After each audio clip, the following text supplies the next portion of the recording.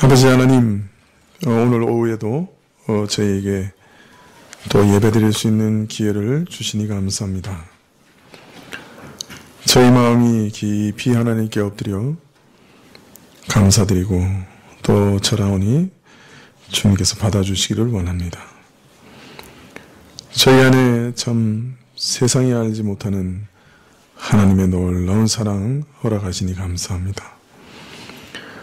하나님을 아빠, 아버지라고 부를 수 있게 하시니 감사합니다. 저희도 주님을 사랑한다고 이 시간에 고백드립니다.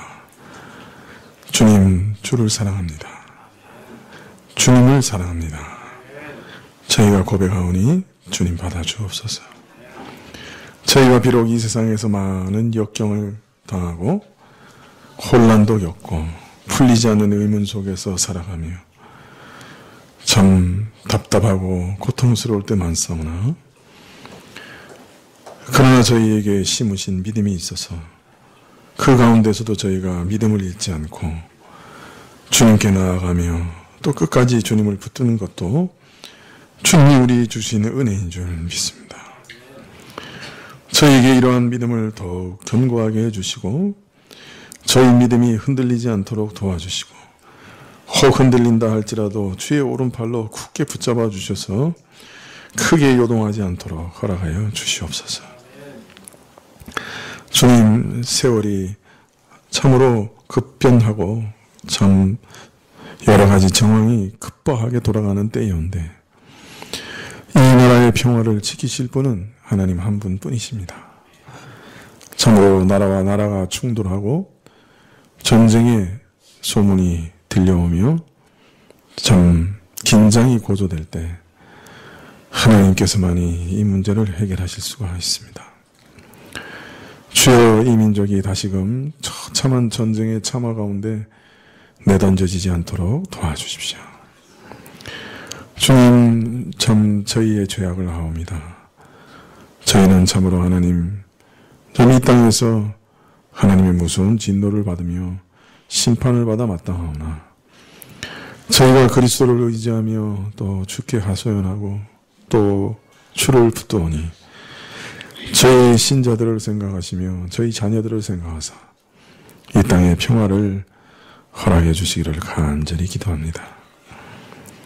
위정자들이 바뀌며 또 새로운 정책을 낼 때 진정 지혜가 있게 해 주옵시고 북한의 위정자들에게도 전능 두려운 마음을 허락하셔서 저들이 꺾이지 않고 고집하지 않도록 주님 불쌍히 여겨주셔서 저들의 마음이 꺾이게 해주시고 부드럽게 해주시기를 간절히 기도드립니다.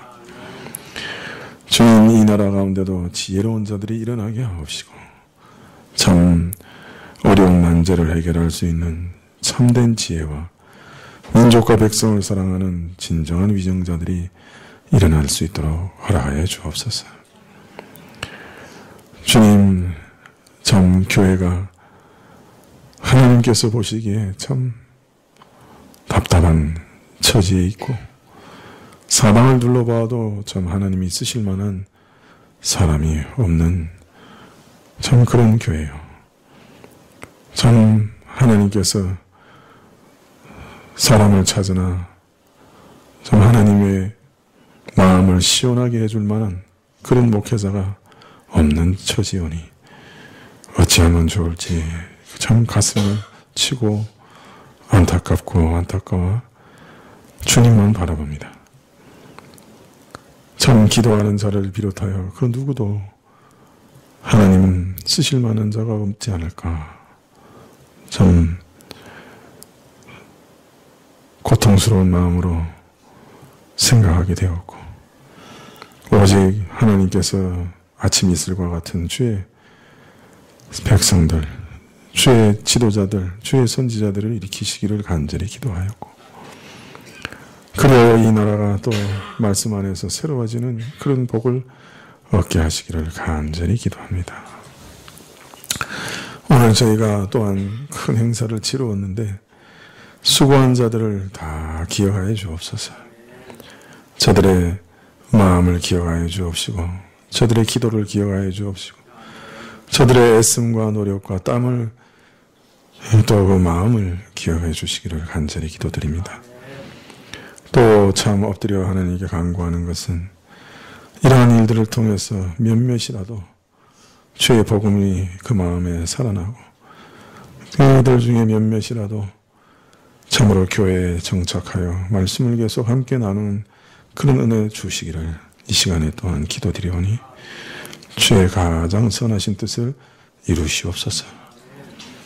오늘도 말씀 주시기를 구하고 또 병든 자들과 참 환난 가운데 있는 자들을 주께서 회복시키시고 치료하시고 또 일으키시기를 구할 때 예수님의 이름으로 기도합나이다.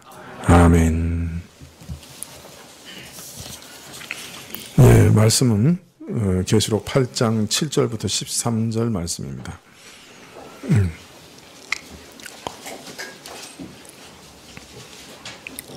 계시록 8장 7절부터 13절 말씀. 예, 한 절씩 교독하시죠. 계시록 8장 7절부터 13절까지. 첫째 천사가 나팔을 부니 피 섞인 우박과 불이 나서 땅에 쏟아지매 땅의 3분의 1이 타서 사위고 수목의 3분의 1도 타서 사위고 각종 푸른 풀도 타서 사위더라.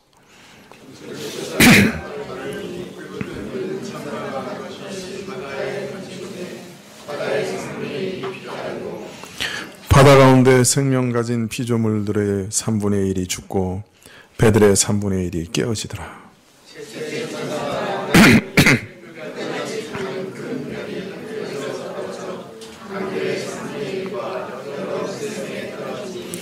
이 별 이름은 쑥이라. 물들의 3분의 1이 쑥이 되매 그 물들이 쓰게 됨을 인하여 많은 사람이 죽더라.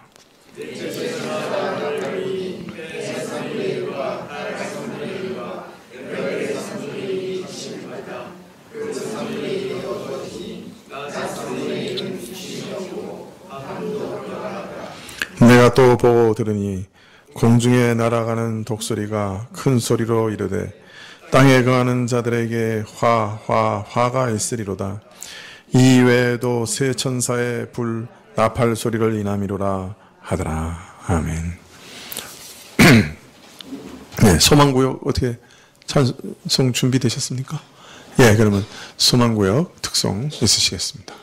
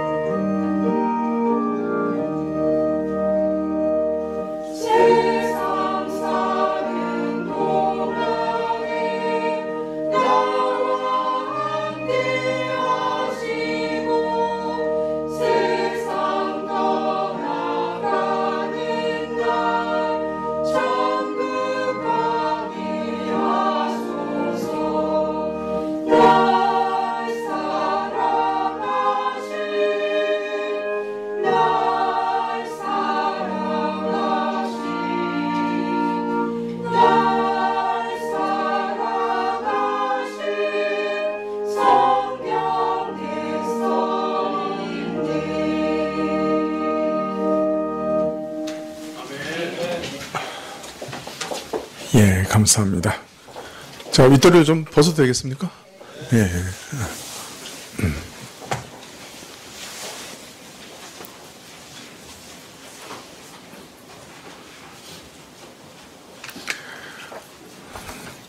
예, 우리가 이제 나팔 재앙을 살펴보고 있는데요. 참, 우리가 금방 읽어봐도 참 어렵지요. 어떻게 해석해야 되는가 하는 것이 쉽지 않습니다. 그러나 우리가 지금까지 이제 추적해온 것은 이 나팔 재앙들의 특성들, 공통점들 이런 것들을 하나씩 추적해 가면서 이 나팔 재앙이 무엇을 의미하는가 하는 것을 이제 조금씩 그 범위를 줄여왔습니다. 지금까지 논의를 간략하게 살펴보면 첫째부터 넷째까지의 나팔 재앙은 공통적인 특성을 가지고 있다는 것을 알 수 있죠. 그 대상을 자연 환경의 파괴라고 할 수 있는 땅, 나무, 풀, 바다, 강, 물, 천체 등 인간이 살아가는데 필수적인 환경을 얘기하는 것처럼 보입니다. 또 성도들의 기도의 응답으로 땅에 쏟아진 계시록 8장 5절에 있는 향로에 담긴 불과 깊은 관계가 있습니다. 또 심판의 영역이 3분의 1이라는 공통점이 있어서 이 재앙이 하나님의 마지막 재앙은 아니다 하는 것을 우리가 알 수 있습니다.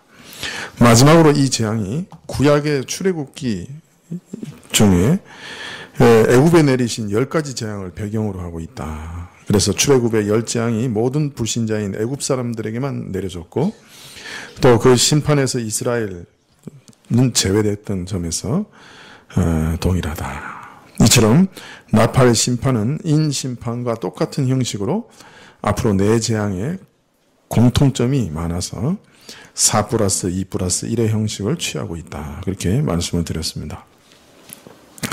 이런 공통점을 살펴본 후에 지금까지 있었던 해석들을 쭉 살펴보았는데 역사적인 해석, 지금까지 있었던 어떤 사건 이런 것들을 이 나팔 재앙에 적용시켜서 해석해 보았을 때 이 나팔 재앙을 온전히 만족시키는 그런 사건은 발견되지 않는다.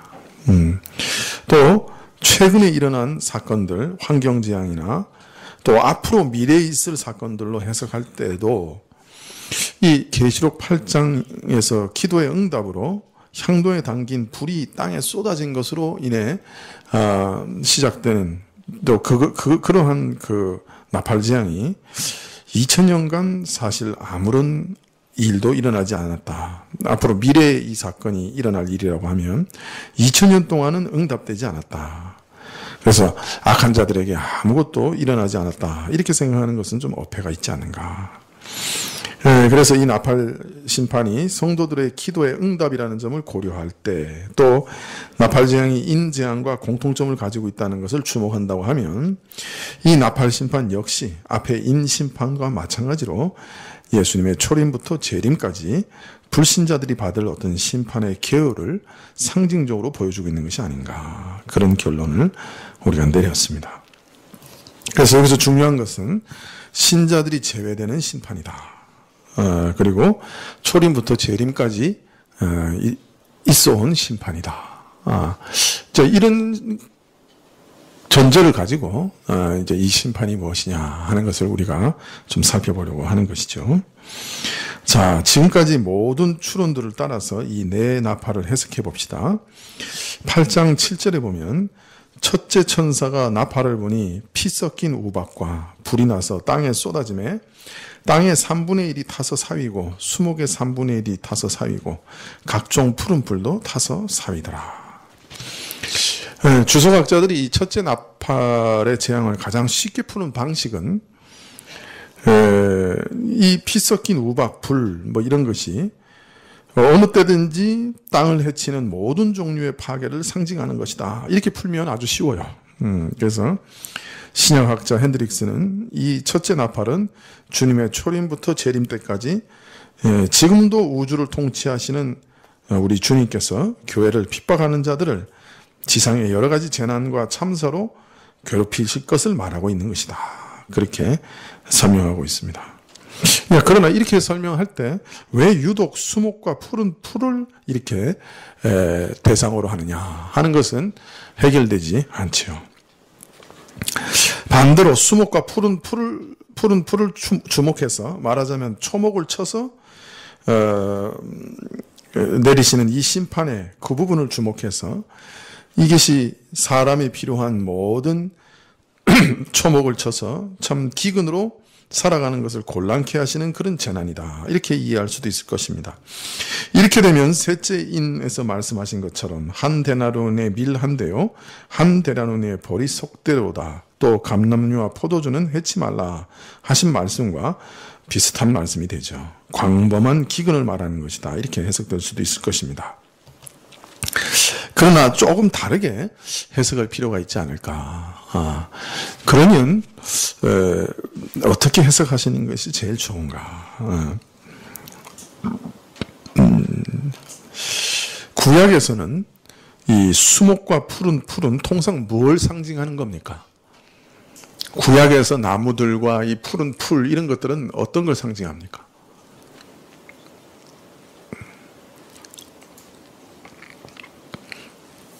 지금까지 우리가 다 구약에서 계시록을 해석해 왔잖아요. 그죠? 이 네 가지 재앙도 어떤 면에서는 또 구약의 말씀을 빌려서 해석할 수밖에 없지 않은가 그렇게 생각이 드는데요. 많은 경우 수목과 푸른 풀은 하나님의 통치를 받는 모든 그 일에 그 하나님의 수목의 그 통치에 수반되는 그 모든 생명력, 아주 푸르고 싱싱한 생명력을 상징할 때 이런 푸른 풀, 나무 이런 것들을 사용합니다. 시편 96편 10절 이하를 보시면요. 열방 중에서 이르기를 여호와께서 통치하시니 세계가 굳게 서고 흔들리지 못할지라. 저가 만민을 공평히 판단하시리라 할지로다. 하늘은 기뻐하고 땅은 즐거워하며 바다와 거기 충만한 것은 외치며 밭과 그 가운데 모든 것은 즐거워할지로다. 그리할 때 살림의 나무들이 여호와 앞에서 즐거이 노래하리니. 네, 하나님의 공의로운 통치가 이 땅에 펼쳐질 때 그 통치의 결과 충만한 생명이 무한히 공급되고 싱싱하고 청청한 생명력이 온 땅에 가득할 것을 말씀하시면서 밭과 그 가운데 모든 것이 즐거워하고 나무들이 즐거이 노래한다 이렇게 표현하고 있습니다.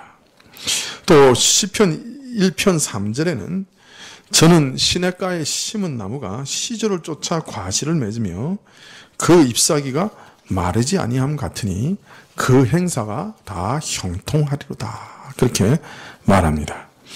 하나님의 말씀의 능력을 공급받아 그 생명이 이게 참 이렇게 파릇파릇 자라나는 그 신자의 모습을 비유하기 위해서 시냇가에 심은 나무 같다. 시절을 쫓아 과실을 맺어 잎사귀가 마르지 않음과 같다. 이렇게 노래하고 있는 것이죠. 여러분 어떤 인상이 전해지십니까? 예, 그래서 이런 푸른 풀, 이런 그 수목 이런 것들은 그 하나님이 우리에게 주시는 어떤 생명을 이렇게 상징합니다. 우리가 시편 23편에도 뭐라고 얘기하십니까? 우리의 목자가 우리를 어디로 인도하신다고요? 푸른 초장과 쉴만한 물가로 인도하신다. 이게 우리 안에 있는 어떤 생명, 어떤 그런 그 뭐랄까요? 예, 참 생동감 이런 것이 충일한 거죠. 그래서 이 수목과 푸른 풀은 그걸 상징하고 있는 게 아닌가. 사람 살만한 그 생동감, 생명, 이렇게 아주 그런 거죠. 네, 그런데 이런 무성한 나무와 같이 생동감과 생명력이 충일한 삶이 이제는 모든 것이 불타 재만 남은 것 같이 변했다. 하나님의 진노와 심판이 땅 위에 임해서 사람들의 삶 가운데 생명에 대한 기대와 그 싱싱한 생명력을 누리게 하는 무엇인가가 이제 다 불타버리고 재만 남았다. 이런 어떤 심판을 얘기하고 있는 것이 아닌가. 생명을 누리게 하던 풍부한 생기를 확연히 공급해 주던 모든 사실을 거두어 가시고 모든 것이 불타고 죄만 남듯이 하나님의 심판의 자취만이 남게 됐다. 여러분, 어떤 것이 우리에게 이런 그 생동감을 주죠? 우리 삶에?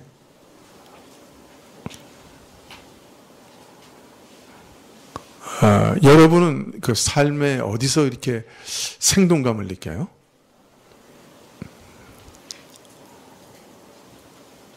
많은 사람들은 이 자녀를 볼 때 그런 생동감을 느끼죠?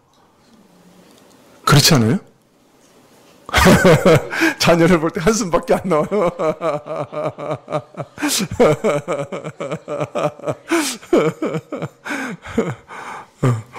이제 다 커서 그래요. 다 커서 그냥 한숨밖에 안 나오지만, 그 아이가 그 자랄 때 어땠어요? 그 파릇파릇한 그 생명력, 그 아이가 이렇게 아장아장 걸어갈 때 그 생동감, 그 얼마나 좋아요. 그죠? 근데 이런 것이 다 무너져 버리면 어떨까요? 가족 관계가 다 파산되고 무너지고, 이거 참 무서운 그 심판이라고 할 수 있겠죠. 예. 우리가 일상생활 속에서 이렇게 누리게 되는 어떤 생명력이라는 게 있잖아요. 여러분, 왜 우리가 음악을 듣죠? 왜 좋아하세요? 왜 복면 복면 가왕? 예, 그런 거 왜 들어요?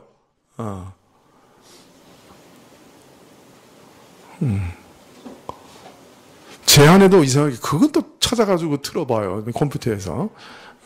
우리 컴퓨터는 별로 좋지 않아서요. 소리도 별로 안 나와요. 그런데 그걸 듣고 있더라고요.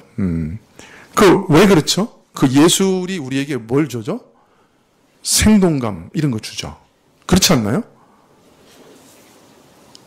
근데 참 다르더라고요. 어떤 사람은 이전에 이게 그 클래식 같은 거 이렇게 틀어놓으면 소음으로 느껴요. 근데 저는 그게 참 싫어요. 뭐죠? 고속버스 타고 가다가 이렇게 휴게소에서 내리면 나오는 음악 있죠? 예? 뻥짜? 그거 이상하게 거슬려요, 저는. 아주, 그거 듣고 있으면 고문이에요. 아주. 그거 이상해요. 모르겠어요. 나이가 좀 더 들면, 제가 한 60 넘어가면 좋아질지도 모르겠어요, 사실. 예전에 우리 국악 같은 거 전 되게 싫어했거든요. 근데 요새는 이렇게 들어보면 괜찮아요. 그 국악은 참 괜찮아요. 그런데 우리가 이게 예술 이런 것도 우리에게 사실은 이렇게 어떤 생기를 주죠. 삶의 기쁨을 가져다 주죠. 전혀 그것과 관계없는 사람들처럼. 또 어떤 게 있어요? 사회관계. 우리가 인간관계라고 하는 것도 기쁨을 주죠. 친구들. 이런 거 다 마찬가지죠. 조직. 이런 것들도 다. 일. 이런 것도 우리에게 생동감을 주죠. 사실 가장 우리 삶에 힘을 주는 것은 사상입니다. 내가 어떤 사상을 가지고 있느냐. 굉장히 중요하죠. 요새는 우리는 사상도 없이 살지만, 그러나 내가 어떤 철학을 갖고 사느냐, 어떤 사상을 갖고 사느냐. 또 거기 가장 중요한 건 종교겠죠. 종교, 문화, 예술. 어떤 면에서 우리 영혼으로 하여금 이렇게 어떤 파릇파릇한 그런 어떤 그 생기를 느끼게 하는 것들이 만약 다 불타버린다면 그 삶이 어떻겠어요? 그것이 더 이상 우리에게 생명력이나 그런 싱싱함을 공급해 주지 못한다고 한다면 어떤 일이 벌어지겠어요? 문학의 힘이 사라지고 사람들이 요새 한국에서 유명한 사람들이 많은 글을 쓴다고 하지만 톨스토이나 이런 분들이 쓴 글하고 그 비교가 됩니까, 사실? 어때요? 저는 좀 차이가 많이 나는 것 같은데요? 예? 턱도 없어요. 모르겠습니다. 이제 제가 요새 유명한 그 누구? 공지영 씨, 이런 분들 거를 제가 잘 안 읽어봐서 모르겠는데, 그 예전에 제가 읽었었던 톨스토이의 부활이라든지 이런 죄와 벌이라든지 이런 그런 소설들이 줬던 그런 영감이나 이런 걸 진짜 주고 있는지, 아니면 다 불타버린 죄만 남아 있는 건지 모르겠어요. 그러니까 벌써 문학이라든지 이런 것들에 어떤 면에서는 이제 더 이상 우리 영혼에 어떤 기쁨을 가져다 주지 못하는 그런 상황이 온 것인지도 모릅니다. 그래서 사람들이 살아가는데 뭔가 이렇게 기쁨이 없는 거예요. 살 힘이 없어요. 절망하고 희망을 잃어버리는 거죠. 사실 사람들이 떡만 먹고 사는 건 아니잖아요. 경제적으로 모든 것이 풍부하다고 해서 사실 만족을 느끼는 거 아니잖아요. 구미사회에서 경제적으로 가장 부유하고 사회제도가 가장 완벽한 곳이 어디예요? 북유럽이죠. 그런데 자살률이 거기가 제일 높아요. 그 참 아이러니하죠. 사람들에게 살 이유를, 소망을, 목적을 제공하던 철학이나 사상이나 도덕이나 문화나 문학이나 예술이나 종교 이런 것들이 완전히 생기를 잃어버리고 사람이 살아갈 이유를 제공하지 못하고 마치 타다 남은 재와 같이, 그죠? 그런 현상들이 많이 벌어진다고 하면 아주 무서운 심판이 되겠죠. 우리 인간에게. 어떤 면에서는 그런 것들을 지금 우리에게 보여주고 계시는 거 아닌가. 사람으로서 정당하게 살아갈 수 있게 하시는 일반 은총적인 영역에서의 모든 생기와 생명력이 다 사라져버리는 것, 불타버리는 것. 이것이 하나님의 심판이 아닌가. 사실 저는 이렇게 생각이 들어요. 옛날 유교 사회보다 우리 현 사회가 더 못한 것 같아요. 도덕적인 면에 있어서는. 그죠? 그 형제 우애라든지 이런 걸 강조하는 그 유교 사회적인 도덕적 능력도 우리에게 없어요, 지금은. 우리 사회는 어떤 면에서는 사람이 살만한 사회가 아니죠. 예전에 좋던 그 모든 도덕적인 면도 다 무너져 버렸죠.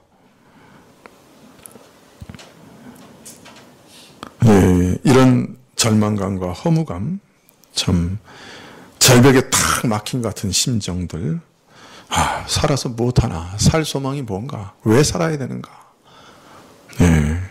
이런 것이 일 개인만 아니라 사회 전체 보편적으로 지배하게 되는, 지구 3분의 1이나 되는 사회가 다 이렇게 생기와 소망이 없고 허무와 절망과 공허 가운데 던져져 있는 심판, 이런 것을 말하고 있는 것이 아닌가. 사실 기독교가 전파되기 이전에 로마 사회가 이러했고요, 영적으로 완전히 공허했고요, 공산주의가 창궐하기 전에 러시아가 이러했습니다.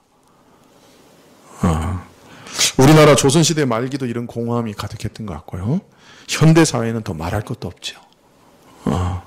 시대마다 그 영혼의 공허함이 가득 차는 이런 심판을 말씀하시는 게 아닌가. 두 번째 8장 8절부터 보면, 둘째 천사가 나팔을 부니 불붙는 큰 산과 같은 것이 바다에 던지우매 바다의 3분의 1이 피가 되고 바다 가운데 생명 가진 피조물들의 3분의 1이 죽고 배들의 3분의 1이 끼어지더라. 둘째 천사가 나팔을 부는 것과 함께 불붙는 거대한 산 같은 것이 바다에 던지우는 것을 요한이 보았습니다. 이 계시록에 보면 몇 군데 산과 섬이라는 이런 표현을 사용하고 있는데, 섬은 바다 가운데 홀로 떠 있어서 뭔가 우뚝 서 있는 것을 표현하고, 산 역시 육지 가운데 솟아서 우뚝 솟아 있는 것을 표시합니다. 즉 그 높음을 자랑하는 구별된 독특한 존재들을 염두에 둔 표현입니다. 어떤 두드러진 존재라, 아주 두드러진 존재라. 그런데 여기서 거대한 산이라고 이렇게 표현하지 않고 거대한 산 같은 것이라고 한 만큼 문자 그대로 산이 바다에 떨어지거나 어떤 육지와 바다의 어떤 물리적인 대격변이 일어나는 것을 가리키는 것은 아니라고 할 수 있습니다. 거대한 산도 뭔가를 상징하고 가리키는 것입니다. 뭔가를 암시하고 있습니다. 산은 땅 가운데 구별된 두드러진 존재요. 땅 가운데 구별된 지위를 상징합니다. 더 흔하게는 근본적으로 글의 흐름을 따라서는 땅 위에 군림하여 지배하는 권력과 세력을 뜻합니다. 자, 구약에 보면 예레미야서 51장 24절에 보면 한번 찾아볼까요? 네, 예레미야서 51장 24절.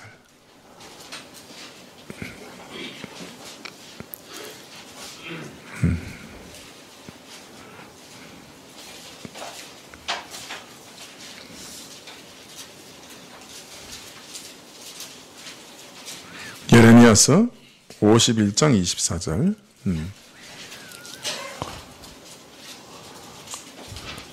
한번 같이 읽어볼까요? 오늘 아침에 열심히 일하셨기 때문에 지금은 노곤하시죠? 네. 거기다가 맛있는 점심을 드셨으니. 네. 하여튼 우리 교인들이 정말 일을 잘하신다 그런 생각이 들었어요. 카톡만 봐도 일이 어떻게 진행되고 있는지 착착착착 나오면서 이렇게 탁 분담해가지고 일을 하시는데, 우리가 앞으로도 큰 일을 할 수 있겠다. 그렇게 생각이 들어요. 근데 자주는 안 하려고요. 교회에 너무 일을 많이 해서 교인들이, 거기 이렇게 매여 사는 건 또 좋은 일은 아니죠. 그러나 하여튼, 1년에 한두 번은 참 좋은 것 같아요. 이렇게 참 좋았습니다. 자, 한번 같이 읽어볼까요? 시작. 그들이 너희 목전에 시온에서 모든 악을 행한 대로 내가 바벨론과 갈대아 모든 거민에게 갚으리라. 여호와의 말이니라. 나 여호와가 말하노라. 온 세계를 멸한 멸망의 산아, 보라, 나는 너 대적이라. 나의 손을 내 위에 펴서 너를 바위에 굴리고 너로 불탄 산이 되게 할 것이니. 어디 좀 비슷한 말이 나오죠? 산이 나오고 불탄 산이 나옵니다. 여기서 산 또는 불탄 산은 뭘 가리키는 걸까요? 바벨론 제국을 말하는 것입니다. 하나님께서 지금 바벨론의 멸망을 예언하시면서 이 바벨론을 온 세계를 멸한 멸망의 산이다 이렇게 칭하고 계십니다. 제가 육지에 우뚝 솟은 산처럼 온 세계에 우뚝 솟은 지위와 세력을 가진 제국이었어요. 아주 강력한 제국.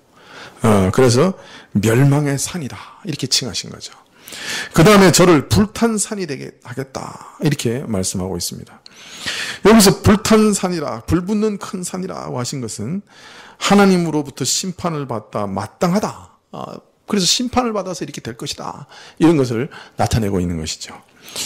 자, 그런데 오늘 계시록에 보면 불탄 산 같은 것이 하늘에서 바다로 떨어집니다. 이건 뭘 나타낸 걸까요? 아마도 정령 하나님의 심판을 받아 마땅한, 멸망받아 마땅한 바벨론과 같은 큰 대제국이 이제 역사 가운데 출현할 것을 말씀하시는 것이 아닌가. 이 제국들이 등장해서 세계 정치라는 바다를 핏빛으로 물들이는 것을 말씀하시는 것이 아닌가. 이렇게 짐작이 됩니다. 구약에서는 이 바다가 전 세계적인 정치 질서, 경제 질서 등을 상징합니다. 다니엘서 7장 2절에 보면 이런 말씀이 있습니다. 다니엘이 진술하여 가로되 내가 밤에 이상을 보았는데 하늘에 네 바람이 큰 바다로 몰려 불더니 큰 짐승 넷이 바다에서 나왔는데 그 모양이 각각 다르니. 여기서 바다라고 하는 것은 전 세계적인 정치 질서에 심판의 바람이 불자 정치적인 소용돌이 속에서 짐승과 같은 제국이 등장하는 것을 그림처럼 보여주는 장면입니다. 이후 문맥을 계속 보면 꼬리에 꼬리를 물고 일어나는 이 짐승들은 앞으로 세계에 등장할 제국들을 가리킵니다. 그래서 바벨론, 페르시아, 헬라 제국, 로마 이런 제국들이 정치 질서와 소용돌이 속에서 등장하는 것입니다. 제국이 등장하는 거예요. 그걸 바다에 비유하고 있어요. 세계 정치 질서를. 또 계시록 17장 1절에 보면 또 7 대접을 가진 7 천사 중 하나가 와서 내게 말하여 가로되 이리 오라. 많은 물 위에 앉은 큰 음녀에 받을 심판을 내게 보이리라. 또 천사가 내게 말하되 내가 본 바 음녀에 앉은 물은 백성과 무리와 열국과 방언들이다. 이렇게 계시록 17장 15절에 말씀하고 있습니다. 17장 1절에는 음녀가 많은 물 위에 앉았다고 얘기하고 있고 17장 15절에는 그 물이 백성과 무리와 열국과 방언들이다. 이렇게 얘기합니다. 다른 말로 말하면 이처럼 많은 물, 바다는 전 세계의 백성의 무리와 열국과 방언을 상징하고 있습니다. 자, 그런데 이 불붙는 산 같은 것이 바다에 던져졌다. 즉 이런 전 세계적인 정치적 소용돌이 위에 무서운 제국이 출현하고 그래서 모든 것을 핏빛으로 물들이고 수많은 피조물들을 죽이는 것을 가리키는 것이 아닌가. 배들도 파괴되었다고 하니 경제적 생존 기반도 무너뜨리는 그런 재앙, 정치 경제적 영역에서의 대격변, 죽음의 재앙이 이 제국으로 인해 주어질 것을 상징하는 것이 아닌가. 이렇게 생각할 수도 있을 것입니다. 그러나 좀 더 다르게 생각할 수도 있습니다. 어쩌면 이런 물리적인 전쟁과 충격보다 바벨론의 제국주의, 모든 세상 사람들이 흠모할 만한 제국이 등장하면서 그 나라처럼 되고자 하는 제국주의적 이상이 온 세계 사람들을 사로잡는 것을 말하고 있는 것이 아닌가. 그렇게 생각도 됩니다. 여러분, 우리나라가 지금 제일 닮고 싶은 나라가 어느 나라죠?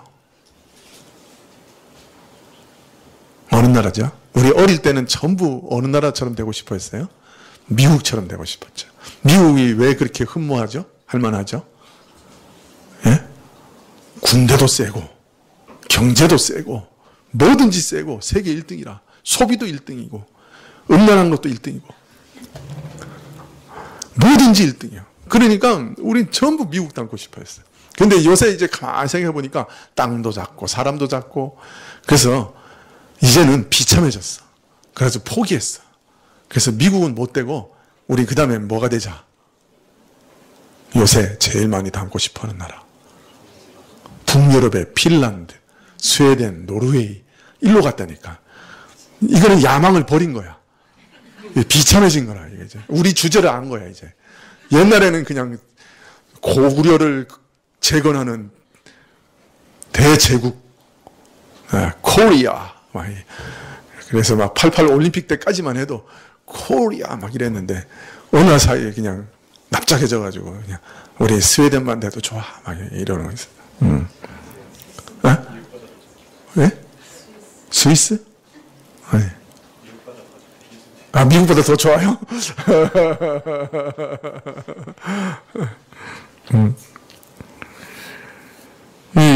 우리 마음속에 이상하게 이런 게 있어요. 크게 되고 싶다. 강하게 되고 싶다. 세계 제일이 되고 싶다. 이게 다 뭐예요? 제국주의적인 이상이죠. 크게 되고 싶다. 강하게 되고 싶다. 모든 것을 내 수하에 두고 싶다. 모든 것을 지배하고 싶다. 근데 어떤 나라가 그런 아주 모델적인 나라가 탁 나타난 거예요. 세계 제일이 되고자 하는 제국주의적인 악한 사상 체계가 너무나 아름다워 보이는 거예요. 좋아 보이는 거예요. 그래서 온 세상에 그런 사상과 체계를 퍼뜨리고, 그래서 나라들이 그 사상 체계에 굴복하고 그것을 따라가는 것. 이것을 그림처럼 보여주는 것이 아닌가. 분명히 그 큰 산과 불타는 산은 바벨론을 얘기하는 거였거든요. 구약에서는. 예.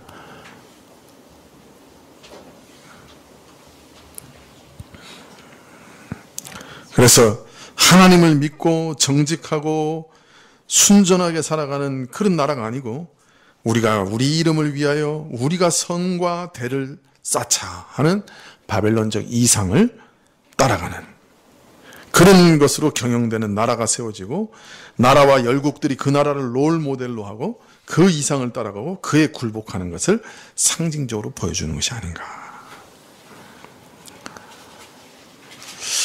또 단순히 생물이 죽게 될 것을 말하는 것만 아니라 더 나아가 바다를 왕래하는 배들까지 깨진다고 하셨기 때문에 이런 정치적인 이상만 따라가는 것이 아니라 바벨론의 경제관념, 모든 것을 자기에게 이끌고 모든 것을 사고 팔고, 그래서 심지어 사람과 도덕과 철학과 종교와 이상과 예술도 돈으로 사고 파는 그 악한 바벨론적인 경제관념이 전 세계에 퍼져 경제계도 파국을 맞이하게 되는 것 아닌가.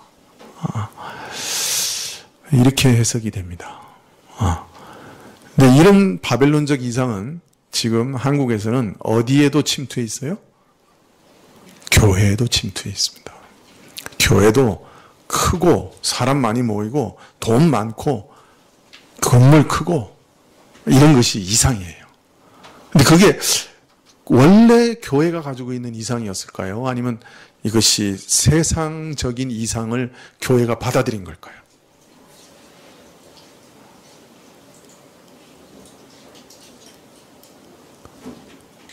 우리가 그 갈라디아서에서 본 것처럼 갈라디아서에서의 모든 성령의 열매는 사실은 무엇으로부터 드러나는 거죠? 그 갈라디아서의 성령의 열매에 관한 문맥을 가만히 읽어보시면 그것은 성도의 교제에서부터 드러나게 되어 있는 거예요. 그러니까 너희가 서로 물고 뜯고 싸우는데 그거는 성령의 인도하심을 따라가는 게 아니라는 거예요. 너희가 이단과 싸우느라고 아주 그 투쟁을 하고 있는데 그러나 거기서도 사랑, 충성, 인내, 온유, 자비 이런 거 잃어버리면 안 된다는 거예요. 그래서 그 문맥이라고 하는 게 그거거든요. 성도의 교제 안에서 드러나는 성령의 열매라는 거예요. 성령의 열매는 혼자 있을 때 드러나는 게 아니에요. 여러분, 사랑이라고 하는 게 혼자 있으면 드러납니까? 드러날 수 있나요? 자기 혼자 자기를 사랑하? 사랑이라고 하면 항상 상대편이 있어야 되잖아요. 대상이 있어야 되는 거예요. 오래 참는 거? 대상이 있어야 되잖아요. 그죠? 그게 하나님이든지 아니면 우리 교우든지. 그죠? 충성? 대상이 있어야 되잖아요. 신실함? 그죠? 온유? 대상이 있는 거예요. 그러니까 성도의 교제 안에서만 그 성령의 열매라는 게 드러나는 겁니다. 그러니까 교회는 성도의 교제가 적절하게 유지될 수 있는 정도의 규모가 좋다는 거예요. 그게 교회답다는 거죠. 성도의 교제를 적절하게 유지할 수 없을 정도로 규모가 커져버리면 교회로서의 가장 중요한 기능 중에 하나가 포기될 수 있다는 거예요. 그러면 수만 명이 모인 교회가 그런 성도의 성령의 열매를 잘 맺을 수 있도록 서로가 서로를 빛나게 하고 서로가 서로를 연단하고 서로가 서로를 어떤 면에서는 갈고 닦는 철과 철이 부딪혀서 서로를 날카롭게 하는 그런 일들을 할 수 있겠어요? 물론 몇몇 사람 어떤 구역 이런 건 있을 수 있겠지만 그 절대적인 군중 속에서의 고독이죠. 잠시 왔다가 그냥 가는 거죠. 그래서 교회는 좀 이렇게 부딪히는 것도 좋아요. 서로 미워하기도 하고, 그래서 그거 안 풀어져가서 그냥 기도도 하고, 그래야 교회인 거예요. 그래야 거기서 성령의 열매라는 게 나오는 거지. 용서라는 열매가 어디서 나오는데, 용서할 만한 일이 있어야 용서가 나오지. 인내, 오래 참을 만한 게 있으니까 인내가 나오는 거지.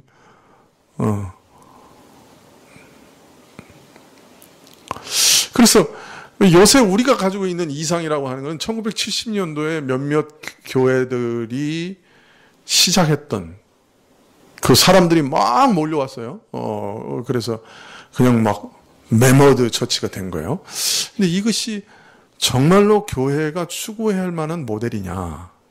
이것은 좀 깊이 생각해 볼 필요가 있다. 오히려 잘못하면 제국주의적인 이상을 교회도 받아들여서 더 크고, 얼마나 커야 되는 거예요? 그죠? 수만 명이 돼도 수십만 명 되기를 원한 거 아니에요? 그죠?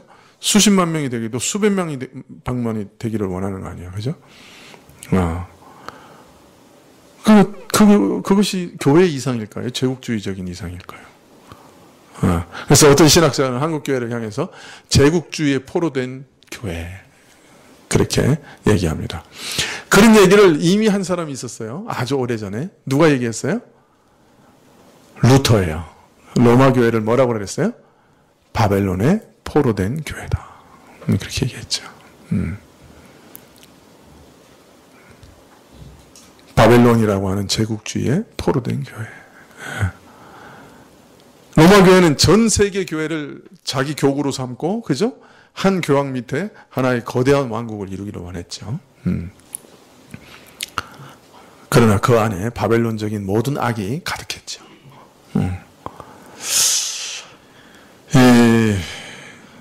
모르겠습니다. 이 무시무시한 상징은 바벨론적인 이상, 바벨론적인 제국주의가 온 세계를 집어삼키는 것을 얘기하고 있는 것이 아닌가. 지금도 세계 정치는 이 제국주의 싸움이에요. 그죠? G2, 그죠? 미국이라는 제국에 맞짱 뜰 만한 제국을 만들겠다. 이게 요새 이제 큰 나라들의 소망 아니에요? 중국이 지금까지 모든 태평양의 바다는 미국 거였는데 우리가 그래도 남중국해는 내 걸로 만들고 말겠다. 그래서 지금 돈을 막 억수로 쏟아붓고 있잖아요. 그죠? 정말 군함을 요새 그냥 찍어내요, 이 사람들. 돈 찍어내듯이. 뭐 우리나라는 한 2,500톤쯤 되는 배를 지으면 한 2대 만들려면 한 3년 걸려요. 그거 만들고 뭐 레이더 붙이고 뭐 포 만들고. 근데 중국 사람들은 그거를 3개월에 한 6대씩 만들어요. 그 완전히 막 찍어내고 있어요. 그 지금 뭐 잠수함수도 미국하고 비슷하게 가고 있고, 이제는 드디어 항공모함도 만들어서 미국과 비슷한 항공모함 그 대함대를 만들겠다 이러는 거예요. 뭐예요? 바벨론적인 이상이에요. 제국주의예요. 미국에 맞짱 뜨는 제국주의를 내가 가지겠다. 우리나라도 그렇게 하겠다. 남중국해를 그래서 내 거로 만들고 내 마음대로 만들겠다. 그러니까 미국이 전부 태평양이 내 거였는데 그거 못 대줘. 그래서 지금 싸우고 있는 거 아니에요.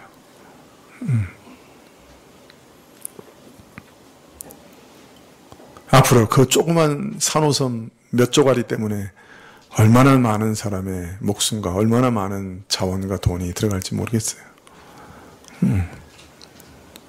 벌써 1970년도에 베트남 군인들이 점령하고 있던 섬 2개를 그 중국 배가 공격해가지고 75명을 죽였잖아요. 베트남은 그래서 그날 읽지를 못해요. 아주 천지원수로 생각해요.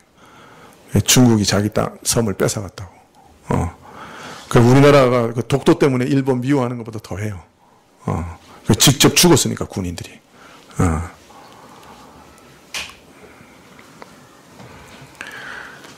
네, 이런 제국주의적인 이상이 끊임없이 재생산되는, 또 생산되고 또 생산되고, 이런 모습을 보여주고 계신 것이 아닌가.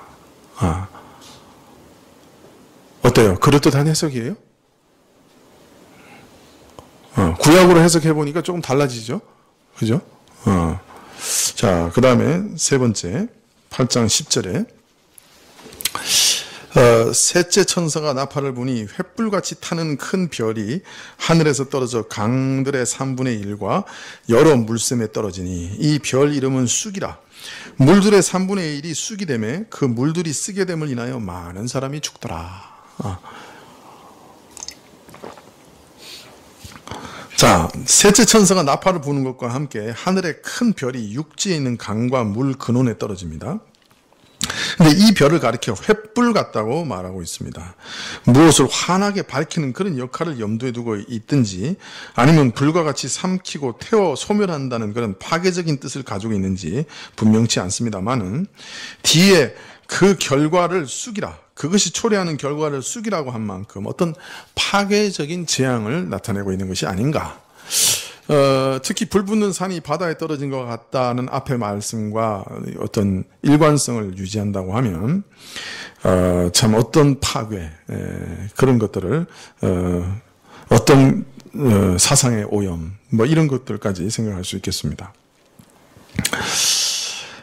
앞에서는 땅 가운데 높은 것을 자랑하는 산과 같은 것이 바다에 떨어져 생물들로 살지 못하게 했다면 이제는 하늘에 별이 떨어져 육지에 있는 모든 물샘을 쑥이 되게 합니다. 생물을 살릴 그 물이 쑥이 되어 생물을 죽이는 독이 됩니다. 자, 이 셋째 나팔의 해석의 실마리는 아마 이 쑥이라고 하는 말에 있는 것 같습니다. 신명기 29장 18절을 보면 너희 중에 남자나 여자나 가족이나 집하나 오늘날 그 마음이 우리 하나님 여호와를 떠나서 그 모든 민족의 신들에게 가서 섬길까 염려하며 독초와 쑥의 뿌리가 너희 중에 생겨서. 여기서 쑥은 뭘 나타내는 거죠? 독초와 쑥이라고 하는 것이 뭐죠?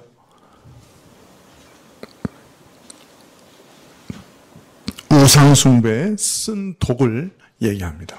우상숭배가 미치는 그 독을 쑥이라고 얘기합니다.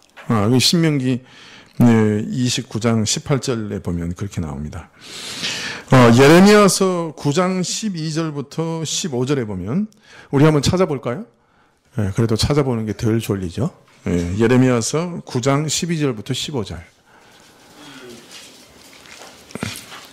누가 한 분 큰 소리로 읽어주실래요? 예레미야서 9장 12절부터 15절.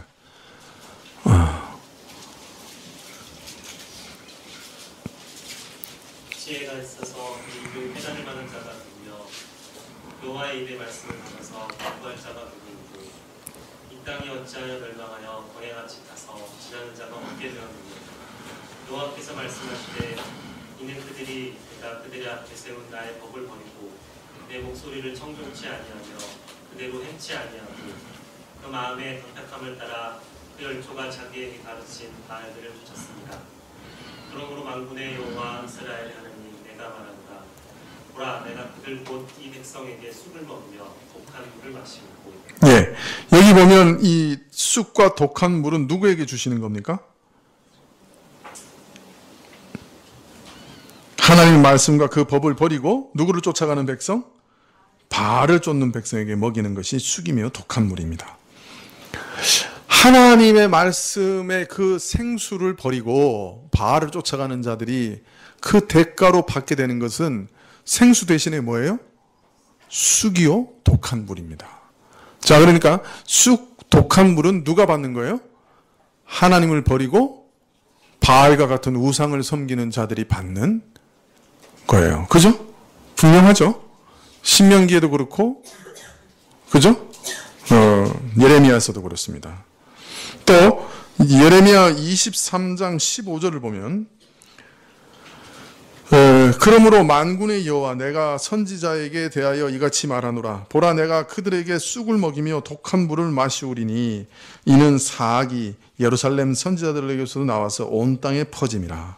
여기서는 누구에게 쑥과 독한 물을 먹여요? 거짓 선지자. 거짓 선지자에게 이것을 먹입니다. 그러므로 물들이 3분의 1이 쑥이 되고 쓰게 된다고 하는 것은 우상 숭배자들에게 먹일 쑥이 되고 독한 물이 될 것이다 라는 말이 될 것입니다. 그러면 이처럼 물들을, 즉 인간으로 하여금 마셔 살게 하는 생수들을 이처럼 쑥이 되게 하는, 쓰게 하는 이 하늘에서 떨어진 횃불같이 타는 큰 별은 무엇을 나타내는 걸까요? 이 큰 별로 인해서 물이 쑥이 되고 독한 물이 됐어요. 근데 그 쑥이나 독한 물은 다 누구에게 주는 거였어요? 구약에서는 우상 숭배자, 그죠? 거짓 선지자 이런 사람들에게 주는 거예요. 그러면 이 하늘에서 떨어진 이 별은 뭘 상징하는 걸까요? 예? 이 쑥을 만들어내는 거잖아요, 그죠?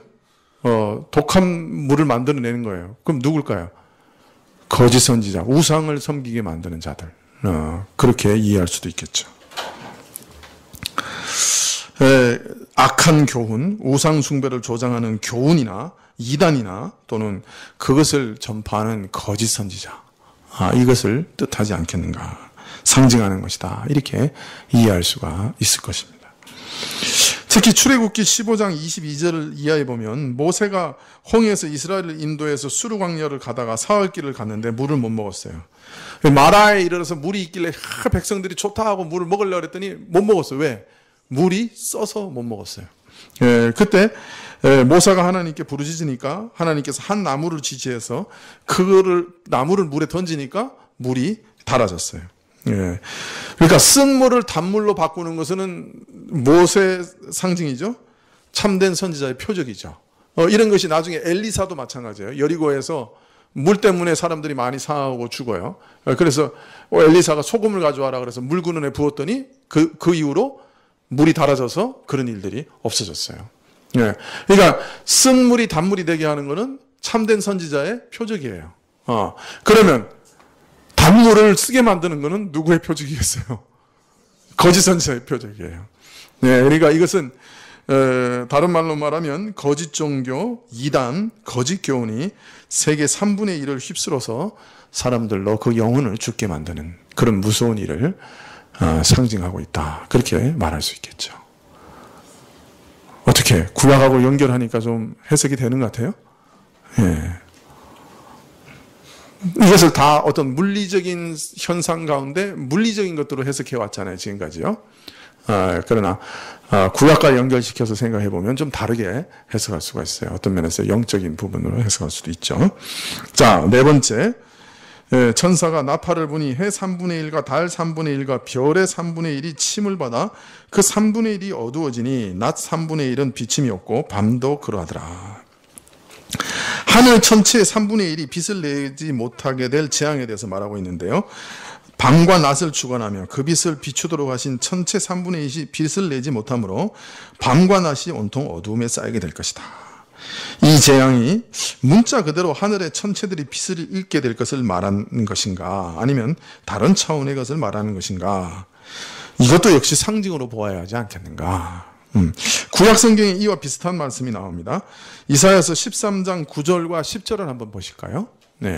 이걸 한번 찾아서 같이 읽어보시죠. 이사야서 13장 9절과 10절.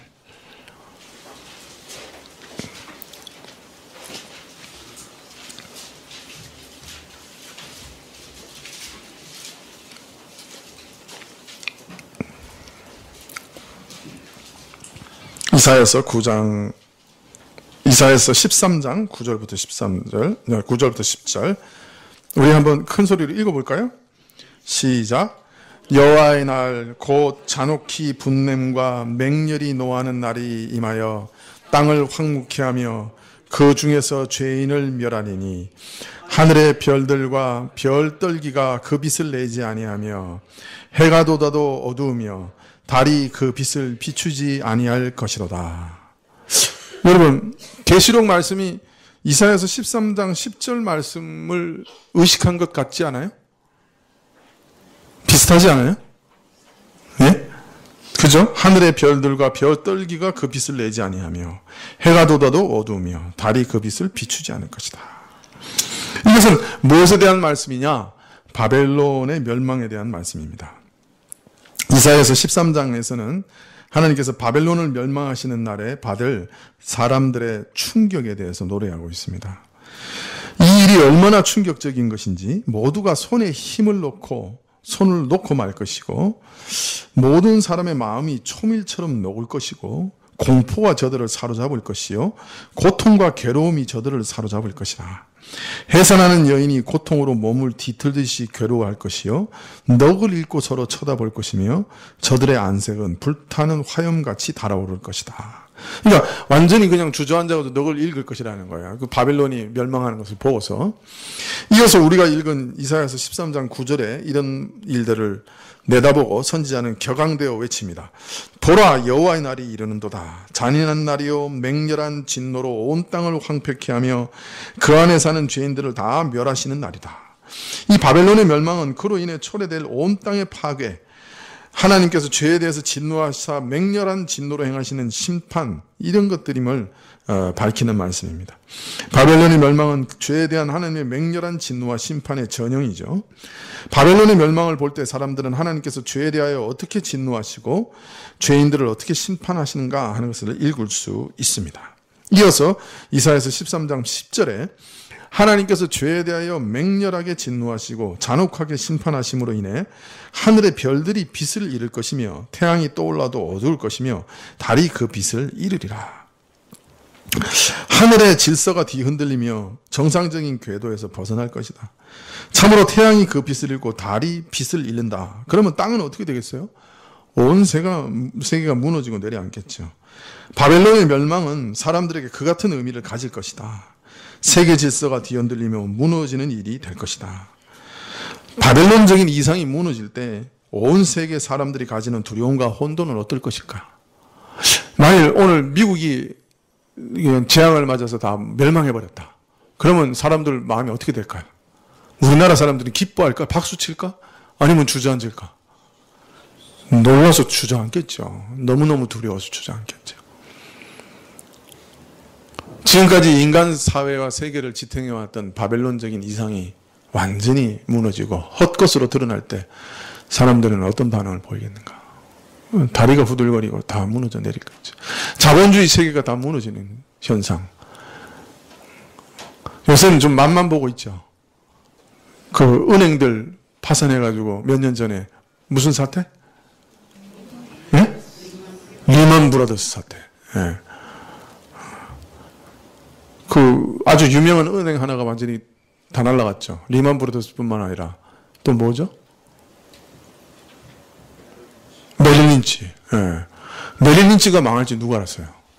메릴 린치 주식 가지고 있었던 수백만이 완전히 미안합니다. 개털됐잖아요. 하나도 못 건졌다. 영원, 빵원이요. 와르르 제국이 무너지는 소리가 들리는 거죠. 그럼 사람들 다 주저앉겠죠. 놀라서 그냥 다리가 후들거리겠죠. 네. 노키아가 망했다. 핀란드가 어떻게 됐겠어요?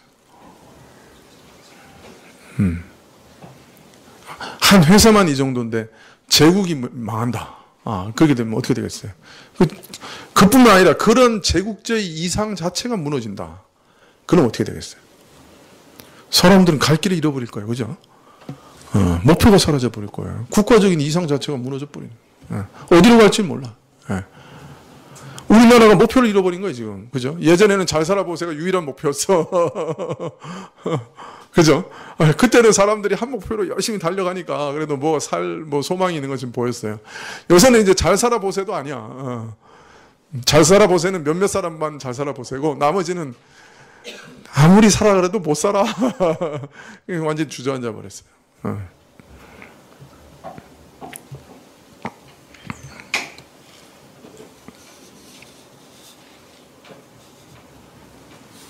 바벨론적인 이상이 무너질 때 온 세계 사람들이 가지게 될 두려움과 혼란을 말하고 있지 않을까요? 로마나 동로마 제국이 무너질 때 어떤 혼란과 두려움이 있었습니까? 사람들에게. 그죠? 게르만족과 훈족이 유럽으로 쳐들어올 때 사람들은 어떤 두려움이 있었습니까? 반달족이 아프리카를 쳐들어가서 어거스틴이 머물고 있는 성을 포기했어요. 얼마나 두려웠겠어요? 그럴 때 어거스틴이 뭘 썼냐면 신국이라고 하는 책을 썼어요. 로마 제국은 다 무너져도 신국, 하나님의 나라는 절대로 무너지지 않는다.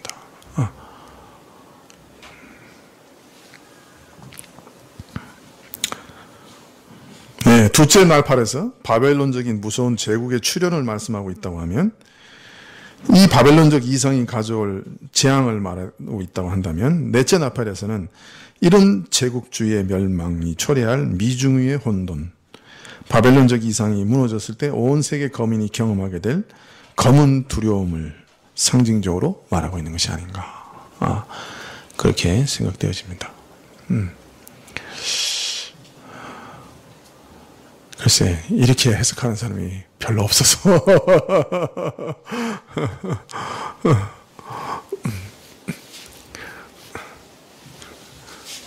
뭐, 한두 개를 저하고 같이 이렇게 해석하는 사람이 있어도 전체적인 흐름을 다 이렇게 보는 사람은 없어서, 뭐 이렇게, 자신있게, 이것이 옳다, 이렇게 말씀드리기는 어렵지만, 그러나 하여튼 제가 보기에 모든 특징과 모든 것들을 살펴서 하나씩 생각해 볼 때, 이렇게 해석하는 것이 합당하지 않겠나.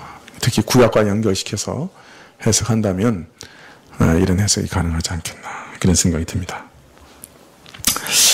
마지막으로 13절에 내가 또 보고 들으니 공중에 날아가는 독수리가 큰 소리로 이르되 땅에 거하는 자들에게 화가 있으리로다.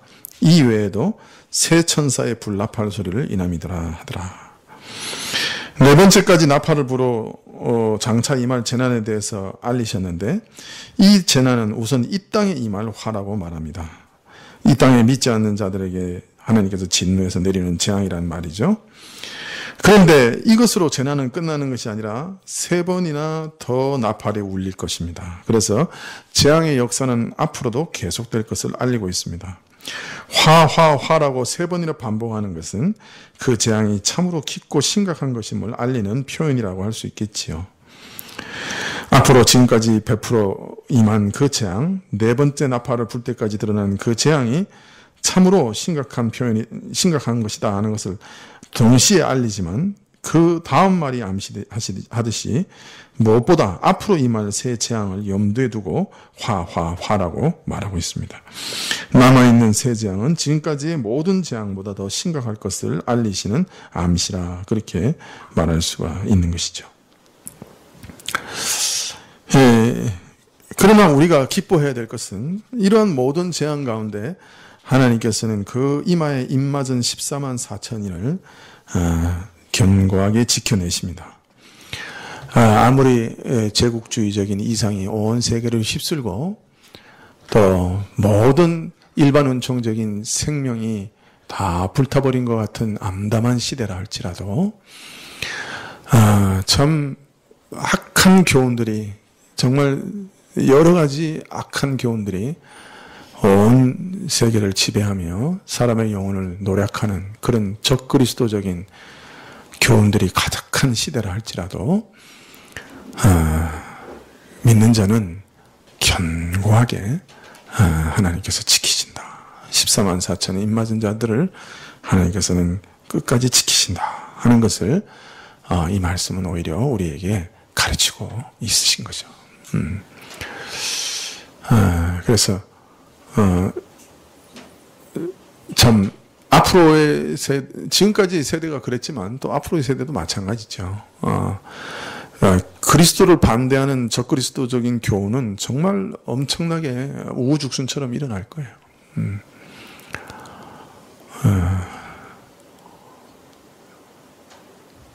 참 아침에도 얘기했지만은 요새 그 화두 중에 하나가 그런 거죠. 이 컴퓨터를 가지고 인간의 생각을 복사해서 넣을 수 있느냐. 벌써 이제 그런 거 생각하고 있는 거죠. 컴퓨터가 인간의 머리에 있는 모든 기억을 복사해가지고 컴퓨터 속에 넣으면 컴퓨터가 의식을 가지고 인격을 가질 수 있겠느냐. 아마 이런 거죠. 이게 이제 활발하게 연구되고 있는 거죠. 다른 말로 말하면 의식이라고 하는 것은 뇌의 정기적인 작용일 뿐이다. 이제 이렇게 가르치는 거예요. 그럼 정말 의식은 뇌의 정기적인 작용일 뿐이냐? 그럼 참 뇌라고 하는 것은 정말 대단하죠. 20와트밖에 안 되는 전기로 정말 수억의 그 컴퓨터 회로와 같은 중앙 처리 장치와 같은 회로를 돌리고 있는데 20와트밖에 안 들어요. 그런데 컴퓨터가 그 정도의 저장 용량을 가지려면 그거에 1000배 이상의 전기를 써도 안 돼요. 그리고 분량은 제가 정확하게 지금 기억이 안 나는데 하여튼 수천 배 크기의 기계를 설치해도 안 돼요. 근데 더 재밌는 거는 컴퓨터는 하드웨어가 따로 있고 그 하드웨어를 구동하는 소프트웨어를 집어넣어서 이게 전기적인 신호로 바꿔서 이렇게 구동하잖아요. 그런데 이 머리는 소프트웨어와 하드웨어가 구별되어 있는 게 아니고 하드웨어가 하드웨어를 만들어가요. 그러니까 이 머릿속에 있는 기억세포가 또 다른 세포를 만들고 그 만들어지고 증식되는 세포들이 서로 연결돼서 기억을 거기다가 저장하고 이렇게 그러는 거예요. 그러니까 다른 말로 말하면 컴퓨터 만드는 공장이 하나 따로 있어서 컴퓨터들을 계속 만들어가고 있는 거나 마찬가지예요. 머리는. 그래서 하드웨어와 소프트웨어가 따로 있어서 소프트웨어를 공급하는 게 아니고 하드웨어가 서로 하드웨어를 만들어가면서 거기서 소프트웨어까지 함께 만들어가는 그런 상황이라고 할 수 있어요. 이런 컴퓨터는 못 만들죠, 사람이. 아무리 비슷하게 만들려고 해도. 요새 이제 새로운 이제 CPU가 나오긴 했어요. 사람 뇌와 비슷하게. 그러니까 컴퓨터는 이게 CPU와 기억장치 사이에 버스라고 하는 것을 연결해가지고 왔다 갔다 하거든요.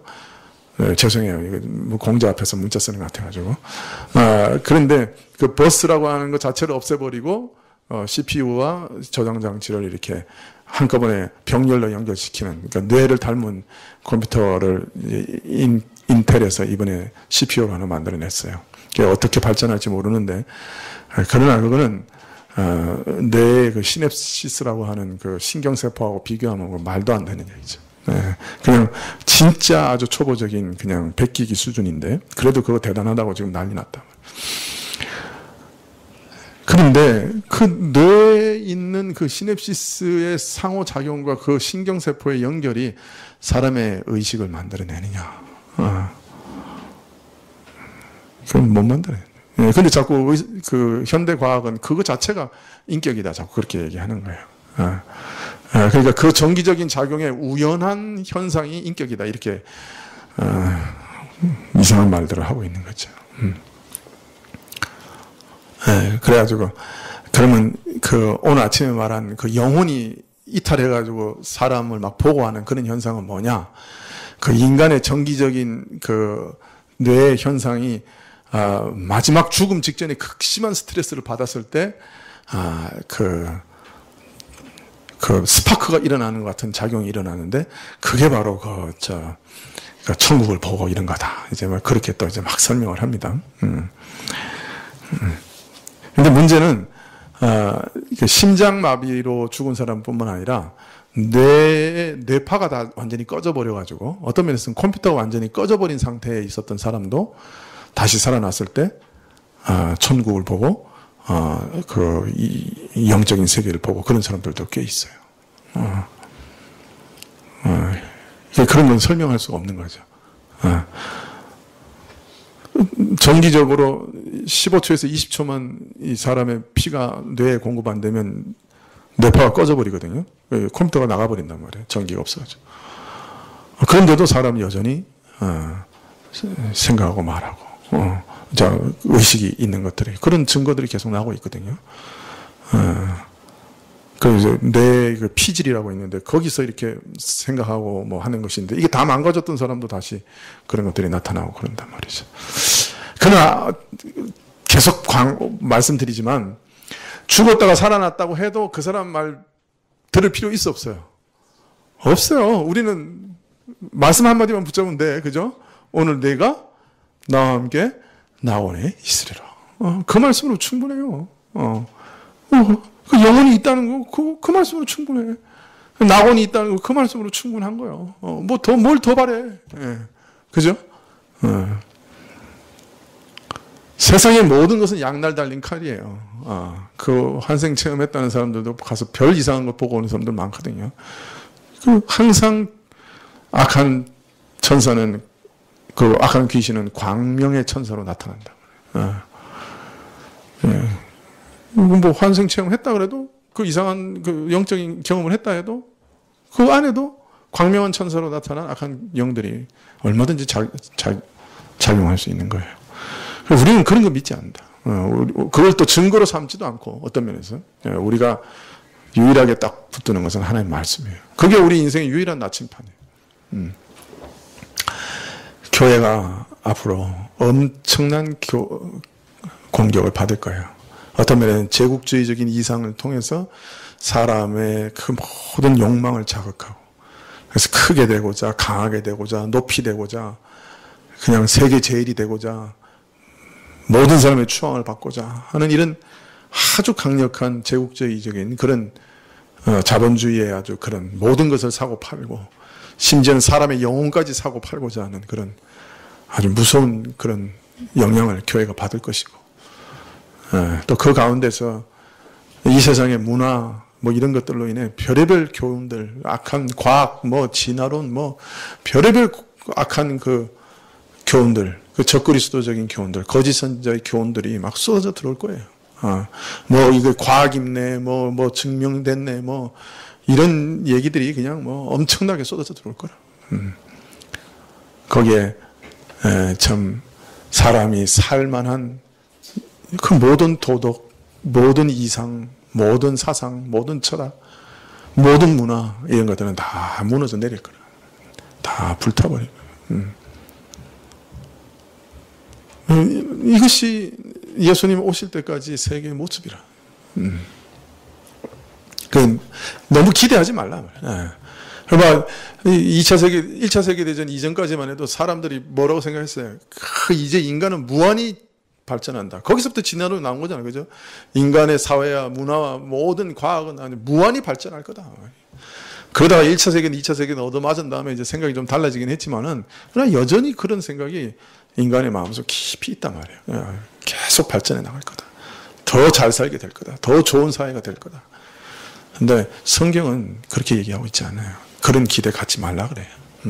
그런 기대 갖지 말라. 제국주의적인 이상이 무너져 버리는 날이 올 거다.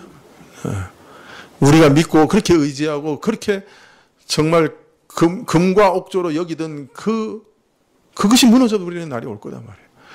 여러분, 사실 사람들이 각자가 병들어서 죽는 그 죽음의 순간들, 그 병원에서 누워서 이렇게 지내는 그 순간에 제국주의적인 이상이 무너지는 그 날이에요. 각 개인에게서 무너지는 거예요. 그날 그처럼 뛰어왔던 내가 제일 크게 되리라, 내가 제일 높이 되리라, 내가 제일 부하게 되리라, 그 이상을 추구하며 바벨론적인 이상을 추구하면서 살아가던 그 삶이 그 병원에서 그냥 완전히 무너져 가는 거예요. 그러면 그 사람은 그거밖에 없으니까 완전히 그냥 고함을 지른다고요. 그런 사람들은요, 고함을 질러요. 아주 두려워서. 내가 아는 어떤 그 부산에 어떤 권사님이 계셨는데요. 만나가지고 부탁을 하는데, 제발 이 암 나을 수 있는 병원 알려주면 내 전 재산 다 주겠다는 거예요. 근데 깜짝 놀랐어요. 그 암 걸려서 다 돌아가시기 지경이 됐는데, 그냥 천국 소망 가지고 가실 줄 알았는데, 엄청 부자거든요. 그런데 내 돈 다 줄 테니까 나 병 고치는 데 가르쳐 달라고. 그래서 병 고치는 데는 못 가르쳐 주고, 시설 좋고 돈 많이 내는 호스피스를 가르쳐 드렸어요.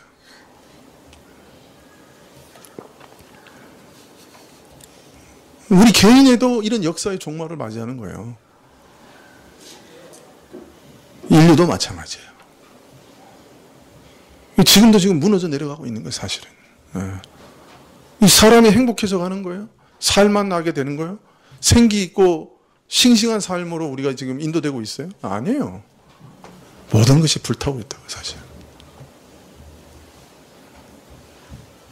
우리가 계시록을 보면서 우리의 삶의 정황을 볼 수 있는 눈이 열려야 돼요. 우리가 지금 어디에 서 있는지 봐야 된다. 오늘 너무 길게 말씀드린 것 같은데요. 좀 늦게 시작한 면도 있습니다. 기도하시겠습니다.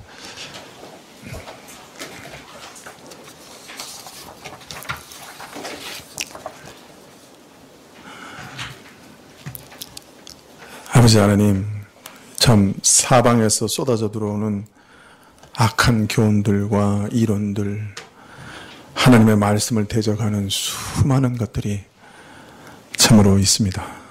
우리와 우리 자녀들을 이 악한 교훈에서 지켜주십시오.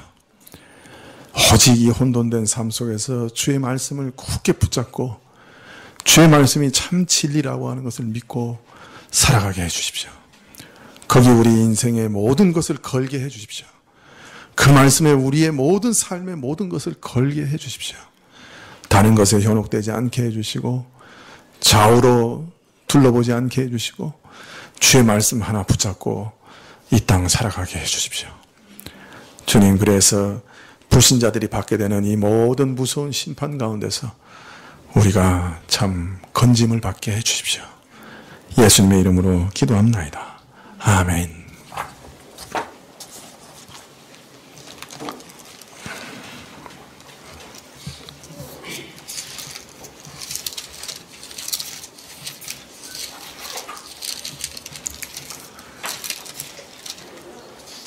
예, 52장 찬송하고 주기도문으로 예배를 마치겠습니다. 52장입니다.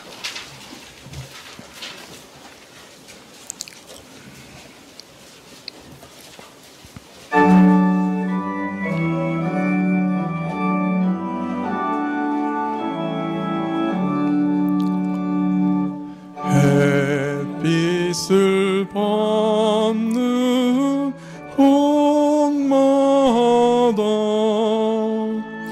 주 예수 왕이 되시고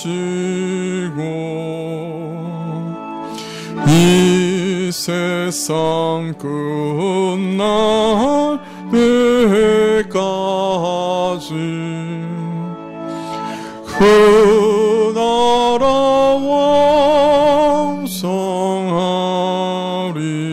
왕성하리라. 주 앞에 찬송 드리고 간절히 기도 드리니 그 기도 향기 되어서 주 앞에 상달하도다.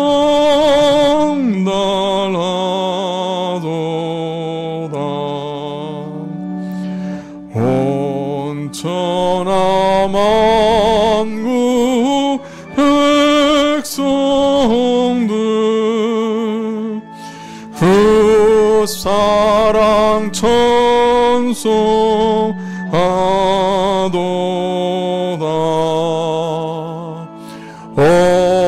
어린이 노래까지도 구주를 찬송하도다.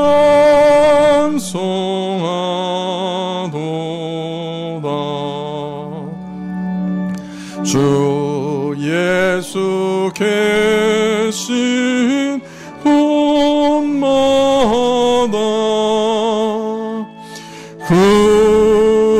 은혜 충만하도다.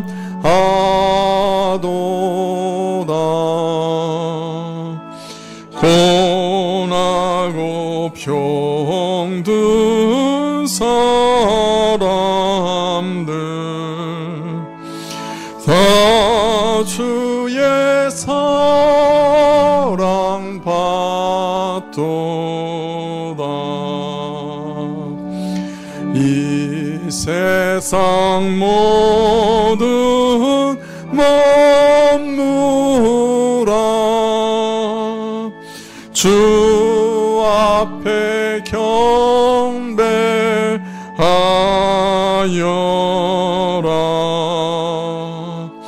저 천군 천사 다 함께 주 앞에 찬송하여라.